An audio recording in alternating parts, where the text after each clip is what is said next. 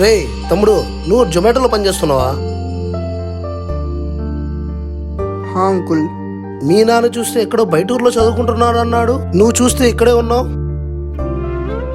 చదివేది మొత్తం అయిపోయింది అంకుల్. కొన్ని సిచ్యువేషన్స్ వల్ల ఈ పని చేయాల్సి వచ్చింది. ఈ బడాయికి ఏం తక్కువ లేదు. ఎంత తమ్ముడు? 200 అంకుల్.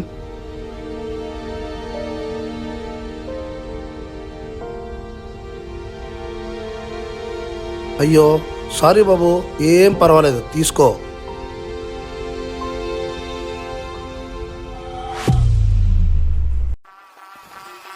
అంకుల్ ఒక చెప్తా, బాగా గుర్తుపెట్టుకోండి. డబ్బు ప్రతి ఒక్కరి లైఫ్లో చాలా ఇంపార్టెంట్. అలాంటి డబ్బుని ఇంకోసారి కింద వేయకండి. రేపు పొద్దున ఆ డబ్బు కూడా మీలాంటి వాళ్ళ దగ్గర రావాలంటే ఆలోచిస్తుంది. బయలుదేరు.